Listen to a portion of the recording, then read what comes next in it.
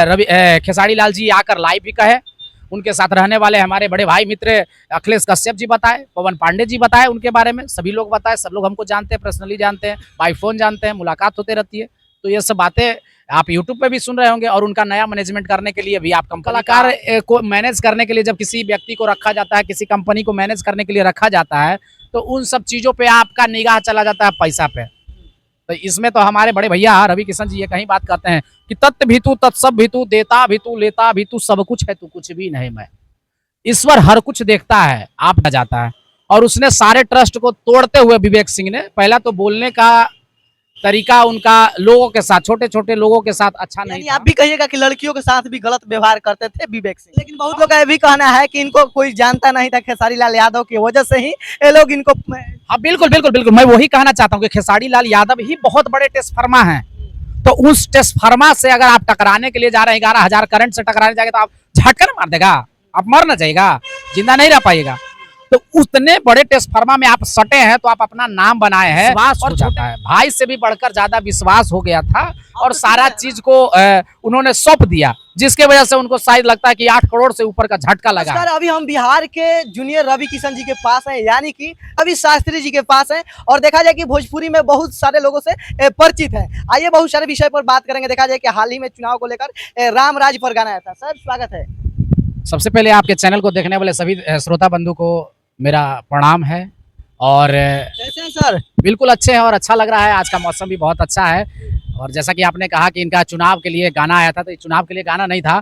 हिंदुत्व का परचम खड़ा हुआ, सर हिमालय से बड़ा हुआ, हिंदुत्व का परचम खड़ा हुआ, सर हिमालय से बड़ा हुआ, बिखरे धर्म सनातन का अब जाकर एक आवाज है, ये राम राज है, ये राम राज है, ये राम राज है, ये राम राज है। जब 22 जनवरी को प्राण प्रतिष्ठा राम जी का जब हुआ था, तो उसके बाद मैंने ये गाना को गाया था। और इस गाना को पूरा जो भारत में माहौल जैसा चल रहा है कि आप हर जगह घूम रहे हैं, तो उस माहौल के हिसाब से इस गीत को रखा गया था कि जो भी सांसद अपने क्षेत्र में इस गीत को बजाते हैं वो विजय पाते हैं। और बहुत सांसदों ने इस गाना को बजाया है और उनका विजय परचम जरूर लहरेगा। नहीं गए तो जो नहीं बजाए वो हार जाएंगे, इसमें कंफर्म है, 110% की इसकी गारंटी है। जो बजाएंगे वो जीतेंगे। अच्छा, भोजपुरी में थोड़ा सा बात करेंगे, जो कि देखा जाए कि खेसारी लाल यादव के मैनेजर विवेक सिंह जी से काफी ज्यादा आप मिले जुले रहते हैं, और हम भी देखे थे पहले। क्या कहिएगा जो कि अभी इस समय खेसारी लाल यादव के टीम में मैनेजमेंट के रूप में नहीं है? सबसे पहले आदरणीय बड़े भैया खेसारी लाल यादव जी बहुत ही सॉफ्ट दिल और व्यवहार कुशल व्यक्ति हैं, और वो किसी भी व्यक्ति पे बहुत ज़्यादा विश्वास करते हैं। जैसे में कि विवेक सिंह जी के बारे में आप चर्चा करना चाह रहे हैं हमारे साथ, तो उनका अभी जो मैनेजर एक पोस्ट होता है किसी भी प्रोडक्शन का या किसी भी व्यक्ति का, तो बहुत ट्रस्ट करके उसको दिया जाता है। और उसने सारे ट्रस्ट को तोड़ते हुए विवेक सिंह ने पहला तो बोलने का तरीका उनका लोगों के साथ, छोटे छोटे लोगों के साथ अच्छा नहीं था। मैं पर्सनली इस चीज़ को बोल रहा हूँ, मैं जानता भी हूँ, क्योंकि 1-2 मुलाकात हमारी ऑफिशियली भी हुई थी और बाकी इधर उधर तो होना आम चीज़ है। तो मैं वो चीज़ को देखा था। लड़कियों के विषय पे भी उनका व्यवहार अच्छा हमको नहीं समझ में आता था। दूसरी बात है कि मान के चलिए कि हम सब जैसे एक कलाकार हैं, आप कलाकार हैं, तो कलाकार को मैनेज करने के लिए जब किसी व्यक्ति को रखा जाता है, किसी कंपनी को मैनेज करने के लिए रखा जाता है, तो उन सब चीज़ों पे आपका निगाह चला जाता है पैसा पे। तो इसमें तो हमारे बड़े भैया रवि किशन जी ये कहीं बात करते हैं कि तत्व भी तू, तत्सब भी तू, देता भी तू, लेता भी तू, सब कुछ है तू कुछ भी नहीं मैं। ईश्वर हर कुछ देखता है, आप जितना भी चाहे घड़ा को भर लें, और जब घड़ा भर जाएगा तो घड़ा फूट जाएगा। तो वो वही हुआ उनके साथ, घड़ा फूट गया। और रवि खेसारी लाल जी आकर लाइव भी कहे, उनके साथ रहने वाले हमारे बड़े भाई मित्र अखिलेश कश्यप जी बताए, पवन पांडे जी बताए उनके बारे में, सभी लोग बताए, सब लोग हमको जानते हैं, पर्सनली जानते हैं, बाई फोन जानते हैं, मुलाकात होती रहती है। तो ये सब बातें आप यूट्यूब पे भी सुन रहे होंगे। और उनका नया मैनेजमेंट करने के लिए भी आप कंपनी का नाम और नंबर भी उपलब्ध है। तो जिनको खास करके जैसे कि इनके लिए खेसारी लाल जी का जो प्रश्न था, तो खेसारी लाल जी को अगर आप चाहते हैं भाई कि हम मैनेज करें, तो उनका नंबर वायरल हो रहा है, उस पर आप कॉल कर लीजिए। अगला कोई सवाल है तो बताएं। अच्छा, क्या लगता है कि यानी खेसारी लाल यादव का विवेक सिंह पर काफी ज्यादा अंधविश्वास हो गया?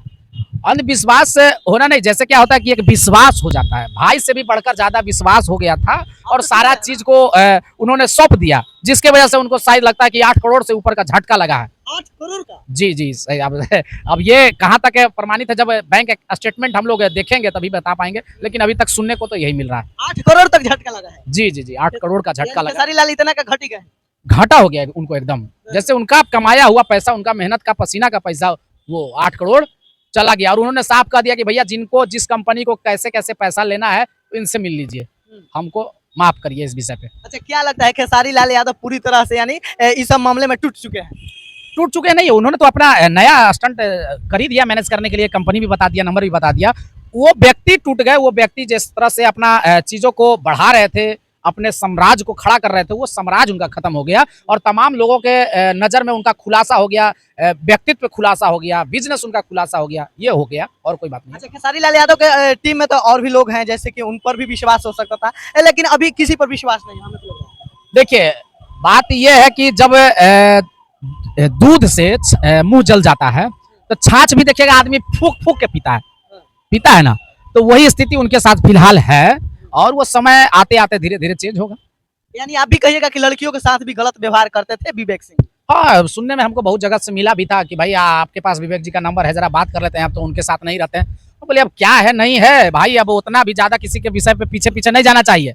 अब जो आदमी था उनके साथ तो आप उनसे बात कर लेते थे, अब है ये नहीं है, खुलियाम आके वो कह दिए हैं, तो उनके चक्कर में आप नहीं पड़िए, ज्यादा सही है। जैसे अभी देखा जाए कि सपना चौहान जी भी खेसारी लाल यादव को अनफॉलो कर दी थी।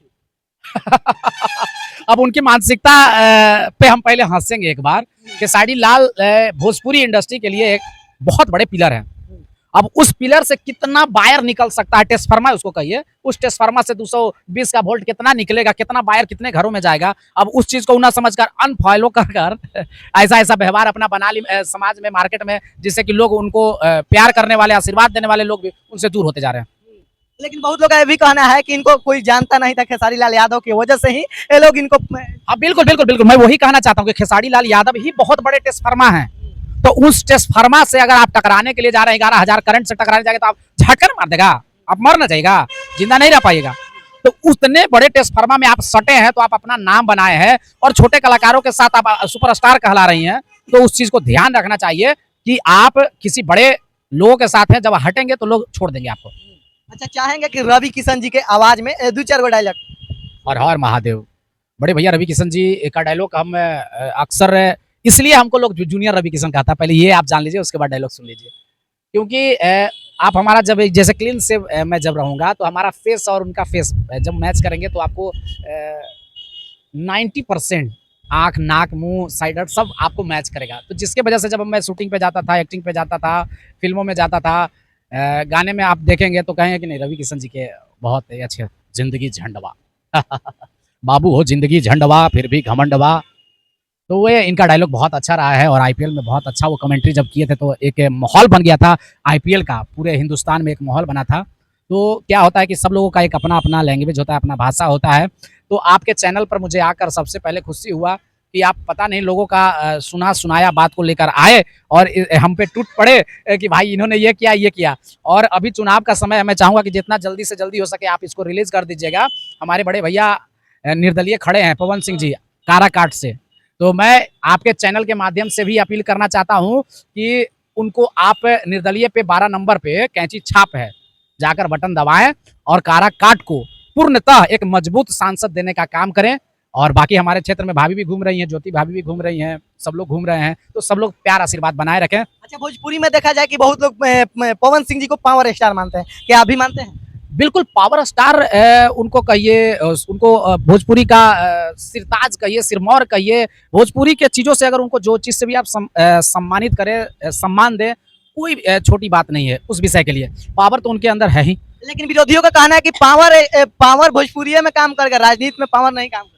देखिए राजनीति एक अलग विषय है और गाना एक अलग विषय है। तो हर इंसान के अंदर डेवलपमेंट का, सोच का, विचार का एक जगह फिट है। आप जैसे खाना खाते हैं तो सब लोग खा रहे हैं, कोई वेज खा रहा है, कोई नॉन वेज खा रहा है, कोई सुबह खा लेता है, कोई दोपहर में खाता है, किसी को शाम में भूख लग जाता है, तो सबका अलग अलग टाइमिंग है। तो जब काम करने का भी एक अलग टाइम है। अब गाना बजा रहे हैं, स्टेज पे गा रहे हैं, एल्बम गा रहे हैं, तो उसका एक अलग समय है, फिल्म कर रहे हैं अलग समय है। अब जब जनता के बीच में हम जा रहे हैं समाज सेवा करने के लिए, तो जनता का जो हाल चाल है वो मैं पूछूंगा, और जो हमारे पास जो पावर है उस पावर का हम तो यूज करेंगे ना। कि मान के चलिए कि यहाँ पे रोड टूट गया है, तो रोड कैसे टूट गया, तो रोड को हम बनाने के लिए प्रयास करेंगे ना। क्या फंड लगेगा, क्या लागत करेगा, इसी से ना सेवा होता है। क्या लगता है, ये भी लोग बोलते हैं कि नचनिया भजनिया है पवन सिंह जी? देखिए वो मानसिकता पे डिपेंड करता है। नाचना गाना हर इंसान में पैशन है, खेलना नाचना गाना बचपन से सिखाया जाता है। कोई इस प्रोफेशन को चुन लेता है और कोई दूसरे प्रोफेशन को चुन लेता है, तो उसमें बोलकर वो अपना जीव जो होता है ना, उसको कहते हैं ना कि गाली देने का काम करना, अपने आप को, दूसरे को नहीं। चलिए, इस वीडियो को लेकर आप क्या सोचते हैं? हम खेसारी लाल यादव पर काफी ज्यादा बात की है, जो कि उनका मैनेजर विवेक सिंह को लेकर। आप क्या सोचते हैं इस वीडियो को लेकर? एक बार कमेंट जरूर करिए।